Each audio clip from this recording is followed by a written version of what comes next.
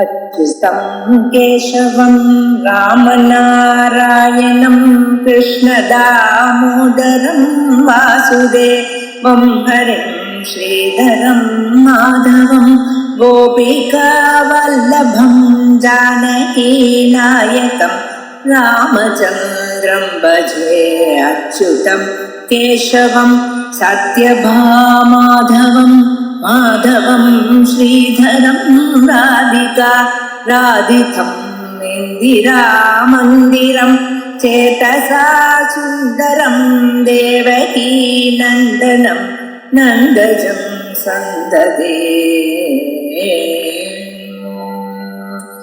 ओम श्री गुरुभ्यो नमः। हरि ओम। सदाशिवसमारम्भां शङ्कराचार्यमध्यमाम् अस्मदाचार्यपर्यन्तां वन्दे गुरुपरम्परां। श्रुतिस्मृतिपुराणानाम् आलयं करुणालयं नमामि भगवत्पादं शङ्करं लोकशङ्करं। शङ्करं शङ्कराचार्यं केशवं बादरायणं सूत्रभाष्यकृतौ वन्दे भगवन्तौ पुनः पुनः। ईश्वरो गुरुरात्मेति मूर्तिभेदविभागिने व्योमवद्व्याप्तदेहाय दक्षिणामूर्तये नमः। ऋकारस्वन्धकारो वै ऋकारस्तन्निवर्तकः अन्धकारनिरोधित्वात् गुरुरित्यभिधीयते। ॐ सहना भवतु सहनौ भुनक्तु सह वीर्यङ्करवावहै तेजस्विनावधीतमस्तु मा विद्विषावहैः। ॐ शान्तिः शान्तिः शान्तिः। ॐ सर्ववेदान्तसिद्धान्तगोचरं तमगोचरं गोविन्दं परमानन्दं सद्गुरुं प्रणतोऽस्म्यहम्।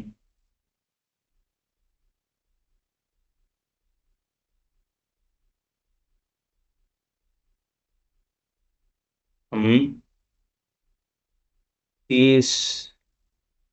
28 वाली श्लोक देख रहे थे। मंद मध्यम रूपापि वैराग्येण समाधिना प्रसादेन गुरोः सेयं प्रवृत्ता सूयते फलम्।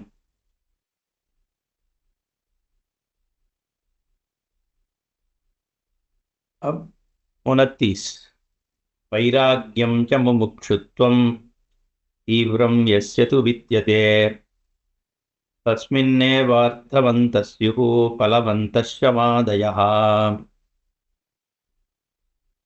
वैराग्य और मुमुक्षुत्व जिनको तीव्रतम है तभी ये शम दम उपरति ये सब अर्थवान भवती अर्थवान बन जाती है। क्योंकि जब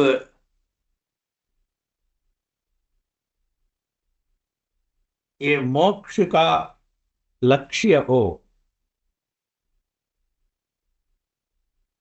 मुझे ये बंधन से निकल के आना है, ऐसे तीव्र बुद्धि हो, तभी ये शम दम इत्यादि जो अपनी स्वभाव का परिस्थिति है वो सार्थक लक्ष्य तक पहुंचा सकती है।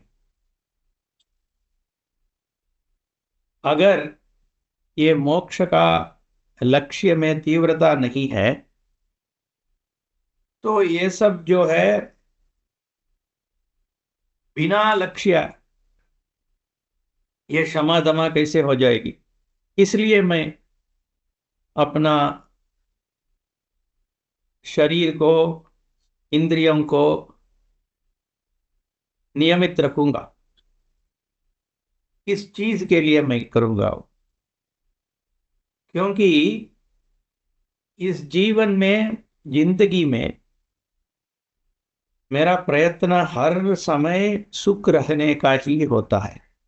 मैं अगला क्षण कैसे सुखी रहूं, कहां से मेरा आनंद आएगा, यही ढूंढ के रहता।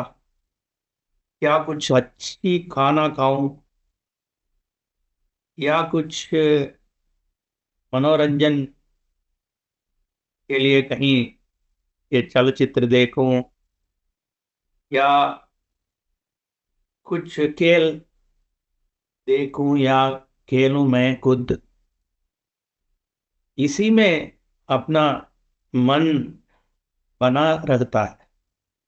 और आजकल वो गुटखा खाएं, पान खाएं, तो क्या कुछ आनंद मिले? ना तो कुछ धूम्रपान करें ऐसा, या शराब पिए, इसी में लोगों का मन चलता है।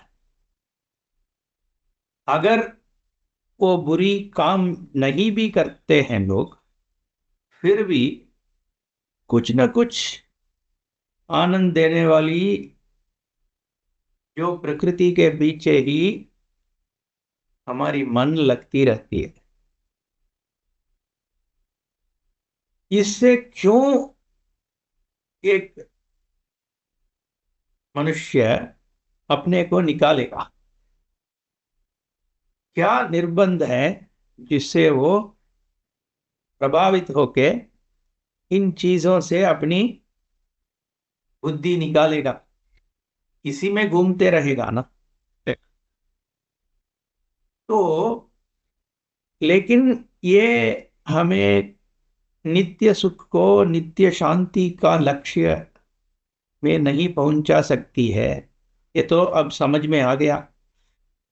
तो ये दृढ़ मुमुक्षुत्व, मेरा एक निश्चय बुद्धि होना चाहिए कि मैं हर समय हर वक्त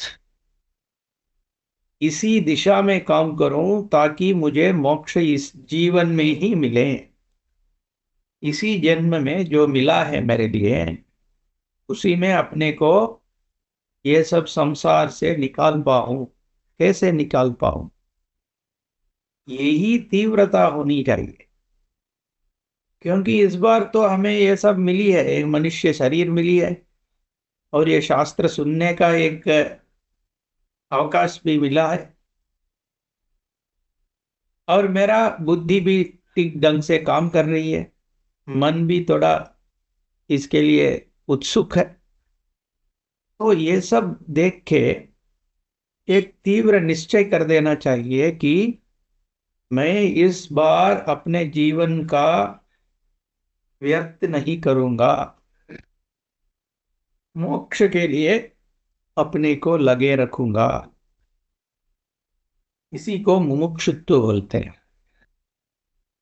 और वैराग्य भी हमें पता है, जो हम अभी अभी देखे थे हम, कि हर चीज में उसकी जो सच्चाई है उसी को देखना, उसके ऊपर ज्यादा महत्व न देना, वो वैराग्य बोलते हैं। अगर ये मुमुक्षुत्व और वैराग्य जब मन में स्थिर हो गया, तो अपने आप ये शम दम उपरति तितिक्षा, इनमें अगर कमी भी हो तो आदमी उसमें काम करके वो बना लेता है। और एक दो बन जाने से बाकी सब अपने आप आ जाती है।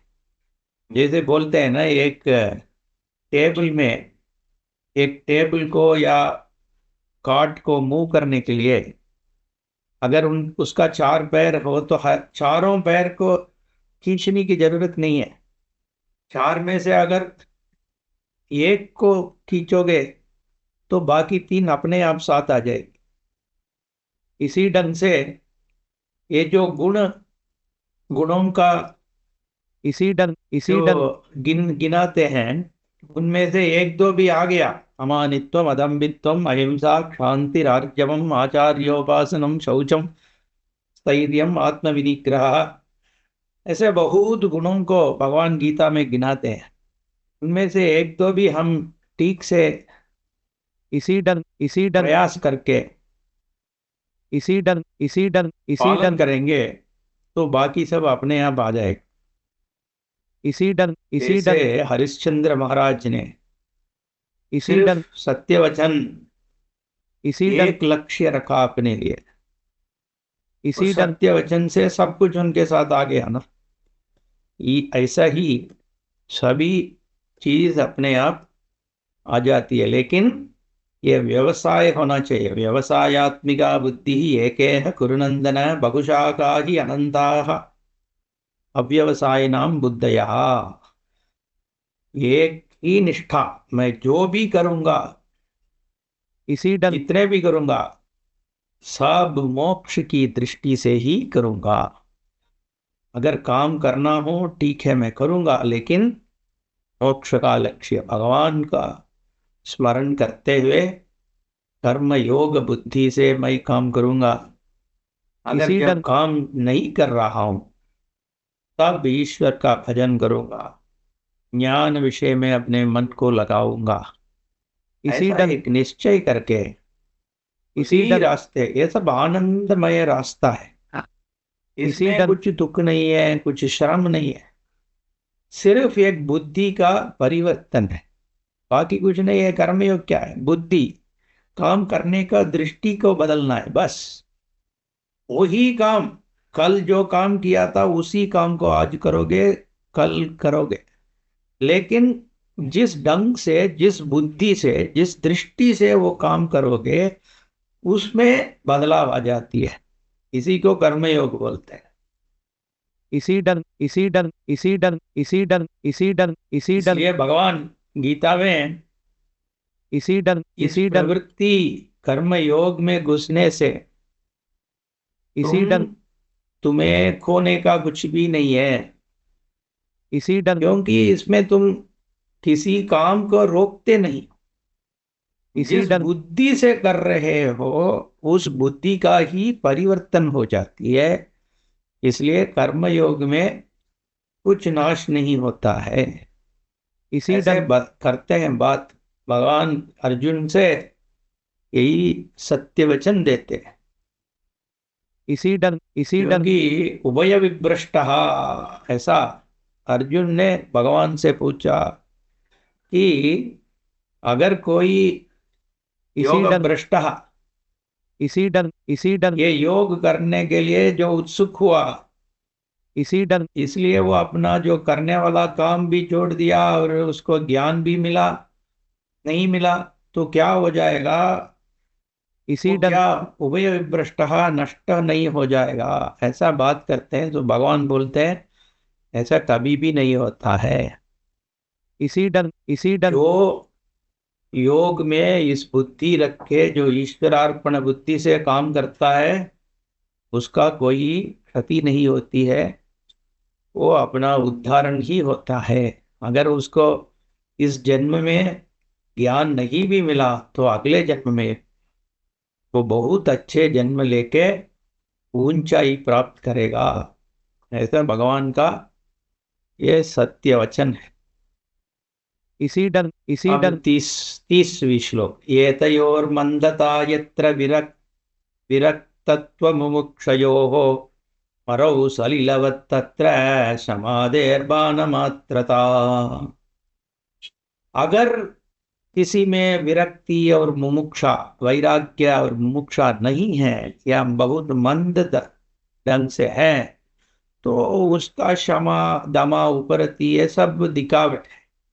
इसी ढंग क्योंकि बिना लक्ष्य ये सब सिर्फ दूसरों के लिए होता है। आजकल बहुत हम देखते हैं ना, ऐसे बहुत शांत भाव से बात करते हैं लेकिन अंतर में शांति नहीं है, ऐसे बहुत देखते हैं। तो ऐसे ही इसमें कहा गया है कि अगर लक्ष्य हो तभी तो मुमुक्षु है, जिज्ञासु है। अगर वो निश्चय बुद्धि नहीं है, मुमुक्षुत्व नहीं है, तो बाकी सब क्या है? बेकार है। ठीक है, कुछ न कुछ तो देगा वो, लेकिन मोक्ष तो नहीं देगा। लेकिन अगर मुमुक्षुत्व है तो सब कुछ, बाकी सब तो आ ही जाएगा, कैसे भी परिस्थिति में आदमी उसको संभाल लेगा। इसी अब ढंग 31, मोक्ष कारण सामग्र्याम भक्तिरेव गरीयसी स्वस्वरूपानुसंधानम भक्तिरित्य विधीयते। इसी ढंग इन सब में एक बहुत बड़ी बात जो अभी तक इसी ढंग इसी ढंग इसी ढंग 30 श्लोक हो गया, इसी ढंग इसी इसमें ढंग एक बात अभी तक नहीं आया, वो है भक्ति। इसी ढंग इसी हम ढंग भी सोच रहे होंगे ये इसी ढंग अध्यात्म लोग, ये वेदांत लोग सब कुछ बात करते हैं लेकिन ये भक्ति क्यों नहीं बोलते हैं? इसी डंग इसी डंग इसी हमें डंग तो ये भक्ति चाहिए, हम तो भगवान का उपासना करेंगे, भक्ति योग में अपने मन रखेंगे। ये ज्ञान योग योग इसी बहुत डंग हमारे लिए मुश्किल है। ये शास्त्रार्थ वाक्यार्थ ये सब तो समझ में आना बहुत मुश्किल होता है। हमें तो भावुक है हम लोग, हम भक्ति करेंगे। इसी डंग सही बात है, मैं ये इसको इसी डंग इसी डंग खारिज नहीं कर रहा हूं, लेकिन वेदांत भी भक्ति ही है, भक्ति आश्रित ही है वेदांत। यहाँ भक्ति ये बहुत बड़ा भक्ति। भगवान भगवत गीता में बोलते हैं, चतुर्विदो भजन्तो माम इसी डंग इसी डंग जना इसी डंग सुकृतिनोर्जुन, आर्तो जिज्ञासुरर्तार्थी ज्ञानी च भरत ऋषभ है, इसी डंग तेषाम ज्ञानी नित्ययुक्ता। इसी डंग इसी डंग भगवान बोल रहे हैं, मेरा चार ढंग की भक्त है। इसी डंग इसी डंग एक जो है दुख निवारण के लिए मेरे ऊपर भक्ति करता है, इसी डंग इसी एक डंग जो है कमाने के लिए, मुझे अपने साथी बनाने के लिए भक्ति करता है कि मैं उसको इसी डंग इसी डंग इसी डंग सहारा बनूं, कि वो इसी डंग पैसा कमाने के लिए या कुछ प्रेम कमाने के लिए वो मेरे इसी डंग इसी डंग सामने आके इसी डंग इसी डंग इसी डंग नतमस्तक होके इसी पूजा डंग करता है ताकि उसका एग्जाम में पास हो। वो सही है, उसमें कुछ गलत नहीं है, वो एक ढंग का भक्त है, अर्थार्थी। इसी और डंग तीसरा है जिज्ञासु, जो ज्ञान के लिए, इसी डंग इसी डंग अध्यात्मिक ज्ञान हो, लौकिक विषय ज्ञान हो, इसी या डंग पीएचडी का ज्ञान हो, जो भी हो बुद्धि के लिए इसी डंग इसी डंग मेरे पास आके इसी डंग भक्ति करता है। और जो चतुर्थ है वो है ज्ञानी, इसी जिसका डंग ज्ञान हो गया, इसी जो डंग पहुंच गया महात्मा है, वो पहुंच गया महात्मा, जो भक्त इसी कहा डंग कहाया भी जाता है, फिर भी वो ज्ञानी है। वो ज्ञानी जो चतुर्थ भक्त है इसी वो डंग तो मैं ही हूँ, इसी डंग इसी डंग इसी डंग नित्य युक्त। इसी डंग इसी डंग इसी डंग मेरे से हर समय मेरे साथ इसी उनका डंग मिलावट है। इसी डंग इसी डंग इसी डंग इसी डंग इसी डंग मैं ही वो ज्ञानी हूँ, ज्ञानी और मेरे में कोई इसी डंग इसी अलग डंग इसी डंग इसी डंग इसी डंग इसी विषय डंग नहीं है। इसी डंग इसी डंग इसी डंग ज्ञानी का स्वरूप मैं ही हूँ, मेरा स्वरूप ज्ञानी है। इसी डंग इसी डंग इसी डंग मम इसी डंग प्रिय बोलते हैं भगवान गीता में, इसी ज्ञानी डंग मम प्रिय, वो इसी मेरा डंग बहुत प्रिय है। इसी डंग इसी डंग इसी क्यों? डंग इसी डंग इसी क्योंकि वो डंग अपने को ही त्याग त्याग देता है ना ज्ञानी। इसी जो डंग अपना व्यक्तित्व है, जीवत्व है, इसी वो भी डंग त्यागता है। न इसी डंग सिर्फ उसका जो धन, अपने जो बिलोंगिंग्स है वो त्यागता नहीं है, न सिर्फ वो त्यागता है कि खुद को भी त्याग लेता है। इसी डंग इसी डंग इसीलिए वो भगवान ही बन जाता है ज्ञानी।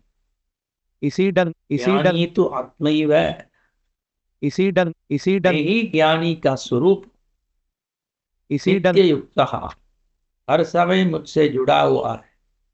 इसी डंग ब्रह्मविद ब्रह्मैव भव, इसी डंग ऐसा ज्ञानी भी भक्त ही है। इसी डंग इसी डंग इसी को इधर बोलते हैं स्वस्वरूपानुसंधानम भक्ति ही। इसी डंग इसी अपना डंग स्वरूप अनुसंधान करना ही भक्ति है। सर्वधर्मान परित्यज्य मामेकं शरणं व्रज, अहं त्वा सर्वपापेभ्यः मोक्षयिष्यामि। ऐसे गीता में इसी डंग 18वीं अध्याय में अंत में भगवान यही बोलते हैं, सब कुछ जो भी करने की बात है, मैं ये करूंगा वो करूंगा ये बनूंगा, सब त्यागो। इस ज्ञान में अपने को डुबाओ। इसी डन इसी डन इसी डन मामेकम शरणम, मुझे सिर्फ मेरा स्वरूप है, जो सर्वात्म स्वरूप है, ईश्वरीय स्वरूप है, उसी में अपने को त्यागो। इसी डन यही मेरा, इतना मैं 700 श्लोकों में जो भी बोला हूं, इसी इसका डन सार ये है कि इसी उसको डन अपने में इसी डन इसी डन इसी डन इसी डन समाप्त कर दो। इसी डन ये इसी अपने डन अहंकार को छोड़ो, व्यक्तित्व को छोड़ो, क्योंकि वो सब मिथ्याभूत है, वो सब दिखाया जा रहा है, दिखावट है। सत्य में चिन्मात्र स्वरूप ही हो तुम, इसी यही डन भगवान का उपदेश है। इसी डन इस जो बात है, उसी में अपने को त्यागना सबसे ऊंची भक्ति है।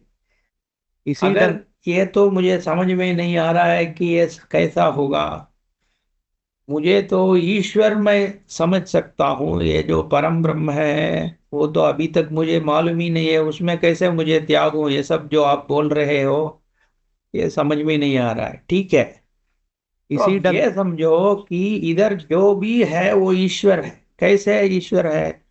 नियति रूप में है। इसी जो डन मैं कर रहा हूं ये नियति के कारण ही कर पा रहा। अगर मेरा मुंह से एक शब्द निकल रहा है तो एक नियति है, ऐसे करने से शब्द आएगा, ऐसे करने से इस शब्द को मैं सुन पाऊंगा, ऐसा एक नियति है। इसी डन लॉ ऑफ साउंड। इसी मैं डन कुछ देख रहा हूं तो नियति के कारण देख रहा हूं। मेरा खाना जाटराग्नि में पचती है तो एक नियति के कारण पचती है। ये इसी डन सूरज पूर्व में इसी डन उगती है तो एक नियति के कारण वो सूर्योदय होता है। इसी डन चांद का उदय होता है तो एक नियति के कारण होता है। इधर इसी डन बरसात हो रहा है तो एक नियति के कारण बरसात हो रहा है। इसी डन इसी इधर डन हवा चल रही है तो एक नियति के रूप में चल रही है। इसी इधर डन एक आग बुझ रही है कि आग चल रही है तो नियति से चल रही है। सब कुछ नियति ही है, नियति नियति नियति। इस नियति से, जिसको हम धर्म बोलते हैं, उस धर्म से ये जगत, ये जो सृष्टि सब कुछ है। इसी डन और ये जो पुण्य पाप चीज जिसको कर्म बोलते हैं वो भी एक नियति है। इसी तो डन भगवान किस रूप में है? इस नियति के रूप में सबका स्थिति कर रहे हैं। इसी डन तो इस नियति को तो पहचान सकता हूं मैं। अगर ब्रह्म ज्ञान भी नहीं हुआ तो ये नियति को पहचान के उस नियति को भगवान समझना चाहिए। मानना नहीं बोल रहा हूं मैं, समझ लेना चाहिए कि इस नियति ही भगवान है। क्योंकि एक नियति जड़ नहीं हो सकता है, क्योंकि इसी ये डन नियति सही ढंग से चलना चाहिए। इसके लिए एक चेतन बुद्धि ही इसको चला सकता है, ये इसी अपने डन आप नहीं चलेगा। तो इसलिए ये पूरा बुद्धि रूप में इतने सारे नियति है, वही हमारा अस्तित्व है। इसी डन इसलिए इसी के अंदर हमारा जन्म हुआ है, इसी के अंदर हमारा काम दाम चल रही है, इसी के अंदर हमारा इसी देह डन त्याग भी होगा। और एक समय में सब कुछ एक नियति के अंदर, नियति के अनुसार, नियति के आधार पे जो चल रहा है, इस नियति को हम भगवान ईश्वर बोलते हैं। इसी डन इसी क्योंकि वो डन एक चेतन नियति है, सब कुछ एक साथ सिम्बायोटिक होना भी जरूरत है। इसलिए ये तो ज्ञानमय जगत है, इसलिए ये तो ईश्वर है। तो इसी डन अगर इसको समझोगे तो तुम जो भी काम करोगे कि कर रहे हो, उसको किस दृष्टि में देख पाओगे? इस दृष्टि में देखोगे कि ये सब भगवान का ही क्या काम है, उनका लीला के रूप में जगत चल रहा है। इसलिए मैं उसमें अपने जो कर्तव्य है वो भगवान का एक पूजा के रूप में करूं। इसी डन इसी डन इसी डन इसी डन तो स्वधर्मणा तम अभ्यर्च्य सिद्धिं विन्दति मानव। स्वकर्मणा तम अभ्यक्ष्य, अपने कर्म से भगवान का इसी डर अर्चन करके सिद्धि लो। इसी डर इसी तो डर इसलिए ये भगवान का भक्ति है। इसी डर अगर इस ढंग का ईश्वर का भी मैं पहचान नहीं पा रहा हूं, मुझे ये सब तो नेचर लॉ लग रही है, मुझे ये ऐसा ईश्वर तो मुझे समझ में ही नहीं आ रहा है जो भी तुम बोल रहे हो, तो ठीक है।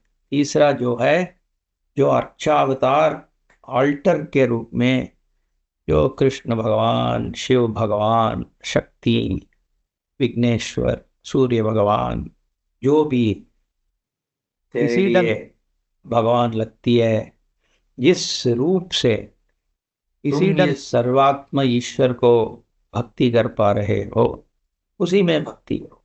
कोई इसमें कोई कठिनाई नहीं, लेकिन इसी डर लक्ष्य तो सर्वात्म है।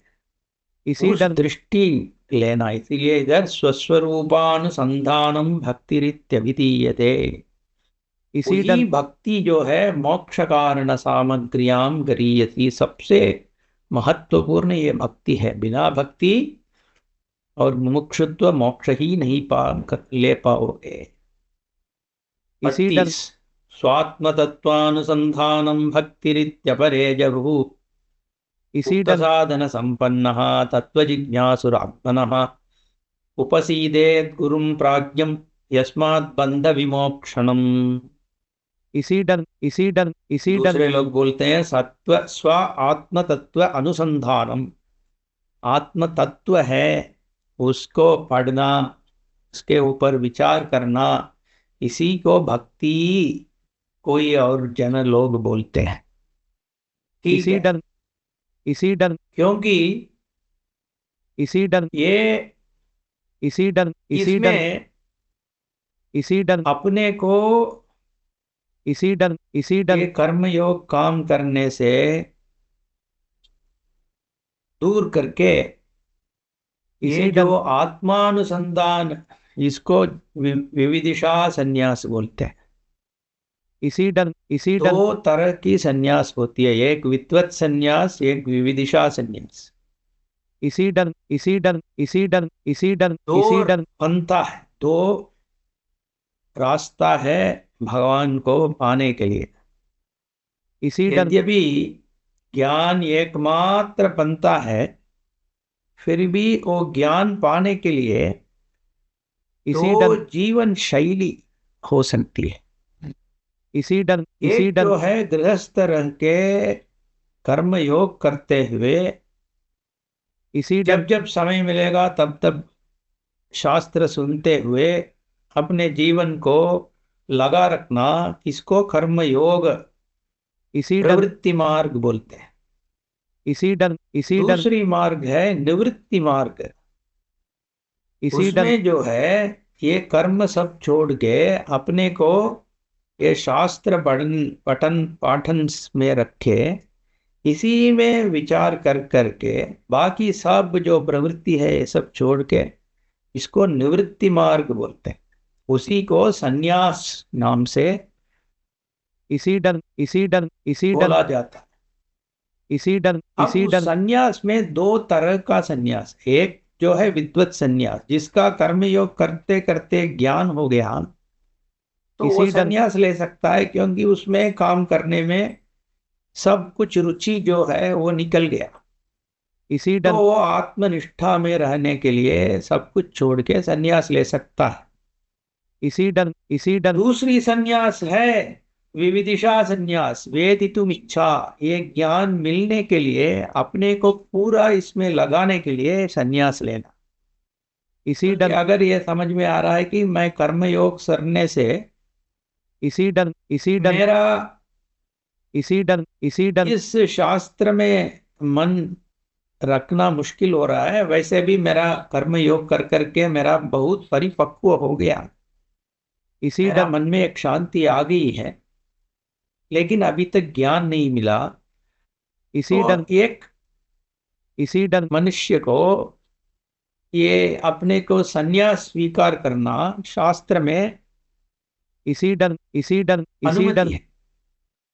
इसी ढंग उसको हम विविदिशा संन्यास बोलते हैं। इसी तो ढंग वो भी भक्ति है। इसी ढंग इसी ढंग इसी ढंग स्वात्म तत्वानुसंधान, आत्म तत्व अनुसंधान करते रहना, इसी विविदिशा ढंग सन्यासी बन के, यही भक्ति है। क्योंकि बिना सन्यास लेके अगर तुम काम दाम भी छोड़ दिया तो वो सही नहीं है। अगर गृहस्थ हो, घर संभाल रहे हो, तो उसका उसमें जो भी काम करना है वो तो करना ही है, क्योंकि वो कर्तव्य है। इसी ढंग तो इसलिए इसी अब ढंग तो पूरा अपने को इसमें तत्व अनुसंधान में नहीं लगा पाओ। इसी तो ढंग जब थोड़ा इसी ढंग बहुत अपना चित्त शुद्धि हो गया, चित्त नैश्चल्य हो गया, तो ठीक है। तब जा करके अगर परिस्थिति भी घर में ऐसा बन गया कि वो कर कुछ चल सकती है, इसी ढंग इसी तो ढंग ये एक रास्ता है जो ले पा रहे हैं वो लेंगे। इसी ढंग उक्त साधन संपन्न तत्व जिज्ञासु, फिर जो साधन संपन्न, ये सब जो अधिकारित्व प्राप्त हुआ है जिसको, वो क्या करें? इसी ढंग संन्यास लेने के बाद वो क्या करें? इसी ढंग उपसीदेत गुरुम प्राज्ञम यस्मात् बंध विमोक्षणम। जिस गुरु, इसी जो ढंग वेदांत संप्रदाय से ज्ञान लिया है, इसी ढंग जिसको वेदांत ज्ञान का उपदेश करने की क्षमता है, इसी उस ढंग तरह की गुरु के शरण में जाओ। ये इसी ढंग बहुत आवश्यक है। इसी ढंग आजकल लोग अपने आप पढ़ने के लिए उत्सुक हैं। इसी ढंग सब ये थोड़ा बहुत संस्कृत सीख लेते हैं, या तो बिना संस्कृत सब ट्रांसलेशन निकालते हैं और पुस्तक को पढ़ लेते हैं और सोचते हैं इनकी ज्ञान मिल जाएगा क्योंकि मैं पढ़ लिया है, शब्द शब्द अंदर चले जाएगा, लेकिन उसका जो दृष्टि है, शास्त्र दृष्टि, वो नहीं निकलेगा उसमें से, क्योंकि शब्द के अंदर कुछ नहीं है। ये इसी जो ढंग शब्द है वेदांत शब्द, इसी उसको ढंग सही ढंग से उपयोग करके ये शास्त्र दृष्टि को इसी ढंग इसी ढंग इसी ढंग इसी ढंग इसी उपदेश ढंग करना है, इसी ढंग इसी तभी ढंग उस श्रवण में ज्ञान मिलेगा। इसलिए जो उपदेश करने वाला गुरु है, इसी ढंग इसी उसको ढंग ज्ञानी होना आवश्यक है। इसी ढंग और सिर्फ ज्ञानी नहीं, ये शास्त्र श्रवण करके ज्ञानी हो रहना, ये बहुत आवश्यक है। क्योंकि ये वस्तु ज्ञान भी उसको होना चाहिए, और इस ज्ञान को दूसरों को देने की जो प्रक्रिया है, इसी ढंग शब्द रूप में जो इसी ढंग इसी ढंग प्रक्रिया है, जो वेदांत प्रक्रिया, उसका भी समझ होना चाहिए। तभी जा करके वो गुरु अपने जो दृष्टि शास्त्र से पाया हुआ जो आत्मज्ञान स्वरूप जो दृष्टि है, उस दृष्टि को अपने शिष्य के लिए पहुंचा पाएगा। वो इसी ढंग उपदेश करेगा कि यही आत्म वस्तु है, इसी ढंग से देखो। इसी ढंग ये इसी ढंग जो सृष्टि है, ये सृष्टि का तात्पर्य ये है। अगर तुम इस सृष्टि को देखोगे तो इसका कारण क्या है? ये कारण कारण इसका कारण ये स्वरूप है, ये इसका कार्य, ये जगत सृष्ट जगत है, कार्य कारण से अलग नहीं है। इसका कारण स्वरूप जो है वो तुम्हारा ही स्वरूप है। ऐसे शास्त्र वाक्यों से उपदेश जो कर सकता है, उसी को गुरु बोलते हैं। शास्त्र संप्रदाय का ज्ञान होना चाहिए। उपसीदेत गुरुम प्राज्ञम यस्मात् बंध विमोक्षण, उससे बंध विमोक्षण हो जाता है। उस गुरु का स्वरूप लक्षण अगले श्लोक में दे रहे हैं। श्रोत्रियो अवृजिनो अकामहतो यो ब्रह्मवित्तमः ब्रह्मण्युपरतः शान्तः निरिंधन इवानलः अहेतुक दया सिंधुः बंधुरात्मतां सताम्, इसी ढंग इसी ढंग बंधुरानात्मतां सताम्। इसी डन इसी डन इसी डन इसी डन इसी डन इसी डन इसी डन इसी डन इसी डन इसी डन श्रोत्रिय। अब जो भी मैं बोल रहा था वो खुद शास्त्र का श्रवण किए होना जरूरत है।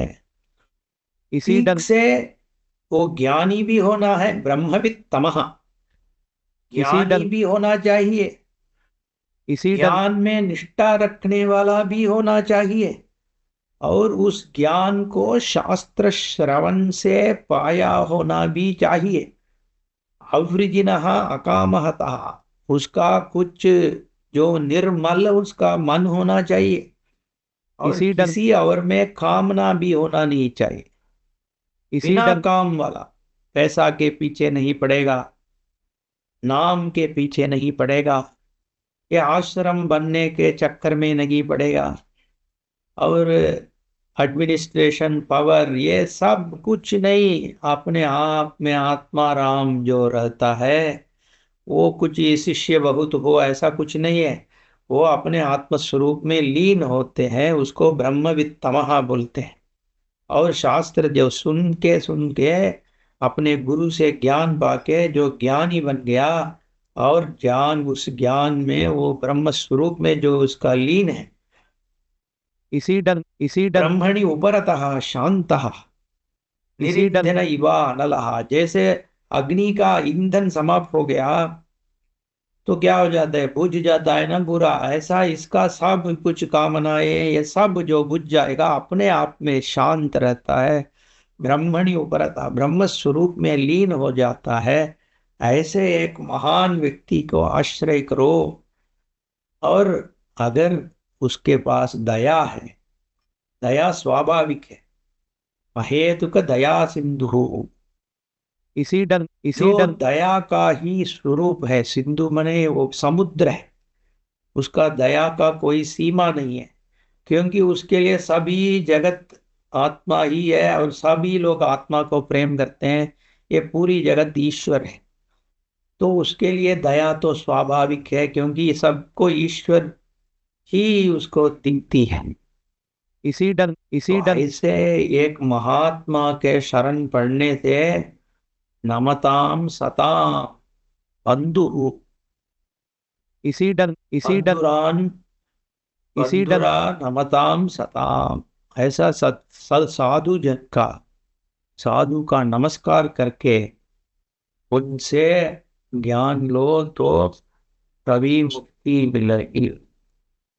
इसी डन इसी डन इसी डन तो इसी डन कैसे वो उनसे ज्ञान लोगे, तो वो अगले श्लोकों में कैसे उस गुरु से वो ज्ञान पाना है, इसी अपना डन जो बुद्धि कैसा होना चाहिए, इसी उनसे डन व्यवहार कैसा रखना चाहिए, इसी ये डन सब की बारे में अगले श्लोकों में बात करते हैं भगवत्पाद जी। वो बाद में देखेंगे। ओम पूर्णमदः पूर्णमिदं इसी डन पूर्णात् पूर्णमुदच्यते पूर्णस्य पूर्णमादाय पूर्णमेवावशिष्यते। ओम शांति शांति शांति।